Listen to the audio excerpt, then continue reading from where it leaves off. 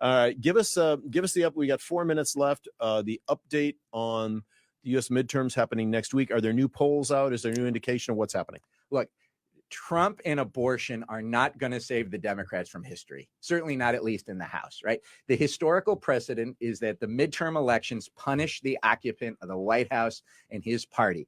And between 1934 and 2018, the party in power lost an average of 28 seats in the House. That's probably exact. If that's not the exact number, that's going to be a close number to how many seats the Democrats are going to lose, and it's going to sweep the Republican in. Will it be as bad as what happened to Bill Clinton in 1994 when he lost 54 seats? You know, what's going to happen, you know, and to George W. Bush, where he took a thumpin in his word, Obama took a shellacking in his words. So the Democrats are going to lose the House. And why? It's because, look, the Democrats in the country have historically bad numbers right now. You know, Biden's approval is only 42% positive, 53% negative. So he's negative 11. The congressional approval, only 21%, half of what Biden has. Only 17% of Americans express satisfaction with how things are going, and 17%, the lowest in history. If you ask Americans, how are things going in the U.S.? Oh my 17, only 17 say good. Okay, briefly, why?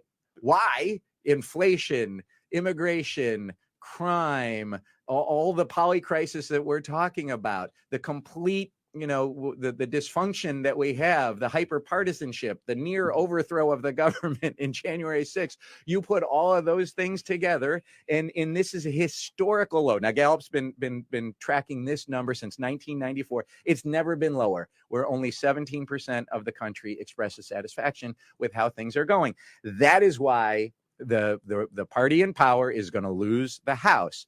The only thing that may save the Democrats in the Senate and holding on, where it's tied right now 50-50, is because of the candidate quality of the Republicans, the ones that Trump endorsed, because as unpopular as Biden is, Trump is equally unpopular. And so Trump can drag the Republicans down and not have them pick up the seats they should have been picking up under historical numbers. Wow, that's a nicely depressing way to finish it. Well, before America descends into civil war, I'm desperately trying to find something positive. How do you still fit into a shirt that is clearly 30 years old? There's a testament to you. This one is actually 26 years old. 26 years old, it still fits. This is the shirt that we. So when I was in the Clinton administration, went out and we campaigned. Why don't you explain what it says for those on the radio? This shirt is after Election Day in 1996, and it says, "Welcome home, President and Mrs. Clinton, Vice President and Mrs. Gore." So, you know, the administration, we fan out across the country. Of course, the president was in Little Rock.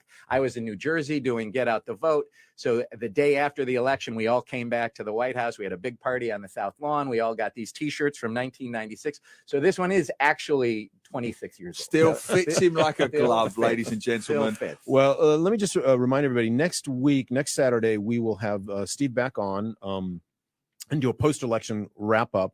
We're also really happy to have Angela Mancini on with us as well from Control Risks. So she'll be with us to give her perspective with Steve on what the results look like from this midterm election this coming week. And I think we roughly know what's going to happen. We don't know to what extent it's going to happen. And look, when the Republicans get the House, we are going to hear a lot about Hunter Biden and his laptop, and we are going to hear a lot about China. And the Republicans are going to be investigating businesses and what they're doing in China and why they're in China. And so this midterm really has a lot to do with Asia. And if the Republicans get the Senate, then Donald Trump's return to the White House is more likely than it would be otherwise. So a huge midterm election to be watching for those of us in the region. So have a jolly Christmas, folks. Let's prepare for Armageddon. There you go. All right. Poly crisis. We have to prepare for the poly crisis. Thanks so much, Steve. We will see you next week. Next week. All right. International News Review.